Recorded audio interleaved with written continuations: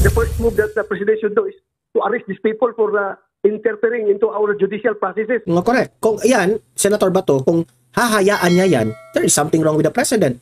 Kaya sabi ko, good luck talaga itong presidente natin. Maraming nakabinbin na kaso laban sa iyo kasi may immunity itong presidente natin ngayon eh. Kaya sabi ko, good luck na lang. Kapag hindi ka na presidente, ang dami mong nilabag sa batas, Mr. President. Tinatakot nila yung pati yung mga retired ng mga pulis na kawawa na nahimik na sa kanilang buhay. Tinatakot nila na kapag hindi magpirma dito sa kanilang prepared na affidavit, ay sila daw ang madidiin kung hindi sila. Imagine that one, prepared affidavit. Meaning to say, gagawa na naman sila ng script dito. Ano nga yun, BBM? Oh. Bigong-bigong mamamayan!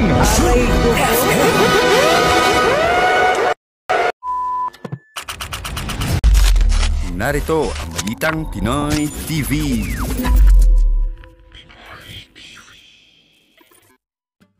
Okay, magandang araw po sa ating lahat at panibagong vlog, panibagong updates na naman ang ating gagawin. At ito, ang dami nating pag-uusapan eh. Ito, una nating pag-uusapan ay itong Senator De La Rosa. Kaya nagsalita na siya patungkol kay Presidente Bongbong Marcos na pauwiin na itong si former President Duterte. At kasi kung yan talaga ang pakay mo na ayos sa mga Duterte, bakit hindi mo papapauwiin si Tatay Digong? Ganun lang yan kasimple, di ba? If tunay kang makipagbati. At itong si Senator Bato de la Rosa, nananawagan pa dito kay PBBM na arestuhin itong mga nandito ngayon sa Pilipinas na mga ICC members. Alam niyo naman na itong si Senator Bato de la Rosa, marami siyang mga intelligence na nagsabi sa kanya. Okay, alam niya, kilala naman natin si Bato, dating chief PNP yan, so may connection yan. At nalalaman niya na nandito na pala ang mga taga-ICC. Ano na po kaya ang plano nila dito? Bakit nandito na naman yung mga ICC na yan sa Pilipinas? Diba? Mamaya pag-usapan natin yan. At ito pa, Pangulong Marcos Jr. hinamon ang mga gabinete na tapusin ang mga proyekto. Paano nila matatapos? Paano nila matatapos? Nagpapasumiti ka na ng resignation. Diba? Nagpapasumiti ka na ng hindi ko maintindihan itong presidente natin. Alam mo, sa totoo lang, halatang halata na tagilid na talaga. No? Kitang-kita na natin na there is really something wrong sa kanyang pamumuno bilang presidente. Wala akong ibang maisip kundi tama yung sinabi ni former President Duterte na he is a weak leader. Weak talaga. Hindi mo po pwede na ibintang mo dito sa mga gabinete, secretaries, USEC, kasi you always have the control, the advice, the guidance of being the president. Ito lamang po, itong mga secretaries mo, itong mga gabinete mo, mga USEC mo, sila lang po ang extension ng inyong mga kamay at mga utak mo. Pwede mo yang utusan sila. Hindi ka pwedeng, ang hirap sa iyo, Bongbong Marcos, nag-appoint ka dito sa mga gabinete mo, pero ina-assume mo na sila yung magtatrabaho, sila yung magde-decide. Hindi, ikaw yung magde-decide. They are just there to follow your instruction. Diba? Okay, pero bagong lahat guys, bago natin ito pag-uusapan, help me po na i-like muna at i-share itong video na ito para guys kakalat ito sa taong bayan. Okay, sabay-sabay nating i-like muna at i-share itong video natin, Facebook at YouTube. 1, 2, 3, go! Okay, like and share para maraming makalam.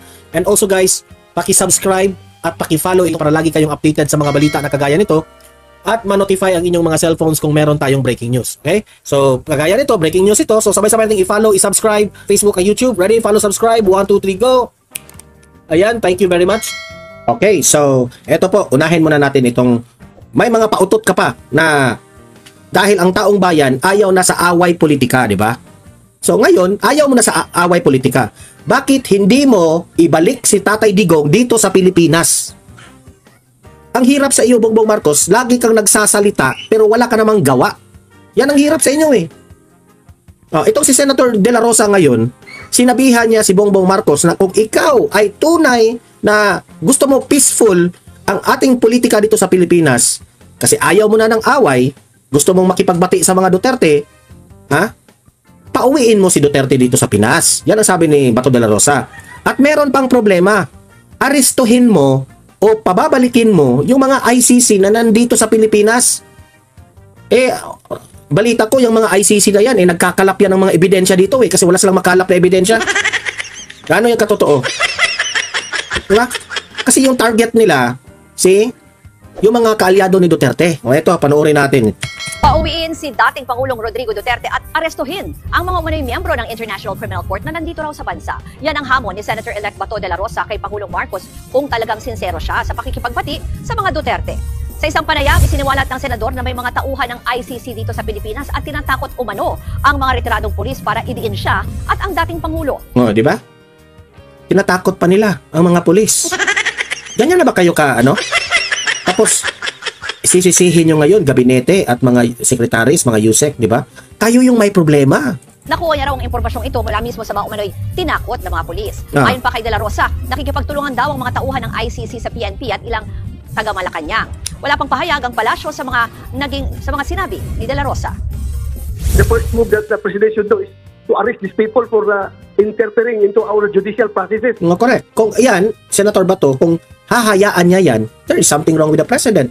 Kaya sabi ko, good luck talaga itong presidente natin. Maraming nakabinbin na kaso laban sa'yo. Kasi may immunity itong presidente natin ngayon Kaya sabi ko, good luck na lang. Kapag hindi ka na presidente, ang dami mong nilabag sa batas, Mr. President. Tinatakot nila yung pati mga retired na mga pulis na kawawa na nahimik na sa kanilang buhay. Tinatakot nila na kapag hindi magpirma dito sa kanilang retired na affidavit, ay sila daw ang madidiin kung hindi sila. Imagine that one, prepared affidavit. Meaning to say, gagawa na naman sila ng script dito. Scripted na naman. Actually Bongbong Marcos, hindi po gabinete ang may kulang. Kayo po ang may kulang dahil sa mga ganito. Sa affidavit na containing incriminations laban sa amin ni Pangulong Duterte at ako. Duda ko para na ring inamin ni Bongbong Marcos na mas gusto ng taong bayan ang mga Duterte. Kasi inamin na niya, the people have spoken. Ano? The people have spoken. What? Na ibinasura ka na? Na ikaw ay bangag? Na ikaw ay ayaw na naming maging presidente? Ganun lang. Nakakaano kasi it's very corny. Ang corny mo talaga, Mr. President, kung sasabihin mo, I want peace. Gusto kong makipagbati sa mga Duterte. Utot mo, ito pikat sa'yo. Ay, no. Dito mo talaga makikita. Bakit? Dito nyo talaga maintindihan. Bakit? Nasabi ni Bongbong Marcos, the people have spoken. Sa mga ganitong bagay, Bongbong Marcos. Hindi yung gabinete mo. Hindi yung pagbibintangan mong tamad at korap yung gabinete mo. Tanungin mo yan sa sarili mo. Diba? Ang nakaka-idis pa dito, si Attorney Claire Castro. Ipinagtanggol pa si PBBM. Ay, nako, ito. Patuloy natin si Attorney Claire Castro. Palaban na may respeto, yan daw ang uri ng Pangulong mayroon tayo ngayon ay... Palaban at may respeto talaga? Totoo? Bakang si Attorney Claire Castro lang ang naniniwala dyan Yun kay Palace Press Officer Undersecretary Claire Castro. Kasunod yan ang pagpapahain ng Pangulo ng courtesy resignation sa mga miyembro ng kanyang gabinete. Ayon kay Castro, matagal na raw sinusuri ng Pangulo ang kanyang gabinete. Iimbestigahan ang pagkakasangkot ng mga opisyal sa korupsyon at iba pang mga anomalya at kung mapatunayang hindi... So inamin nila, ang administrasyon mismo ang nag-amin ang presidente mismo ang nag-amin through Attorney Claire Castro, the PCO, na merong korupsyon. It reflects on the government. It reflects on the administration of Marcos. So, inamin rin nila na ang administrasyong Marcos ay corrupt. Yan ang pagkakaintindi ko doon. Di na nagiging asset ng gobyerno ang sino man sa kanila ay tsak daw na tatanggalin sa pwesto. Bibigyan din daw sila ng pagkakataong magpaliwanag sa kanilang pagkukulang bago wala nang paliwanag. Ako sa iyo, Bongbong Marcos, if you are a good leader, akuin mo yung mga kasalanan ng gabinete mo. Totoo. Ito ang nakakasakit sa amin mga Pilipino Ikaw itinalaga ka namin, binoto ka namin na maging presidente. Pero nung ikaw ay na presidente, pinabayaan mo kung ano yung mga ginagawa nitong mga gabinete mo at yung mga sekretaris mo. Pinabayaan mo, binabaliwala mo. Ngayon ka lang nagre-react na ang taong bayan gusto ka nang isuka.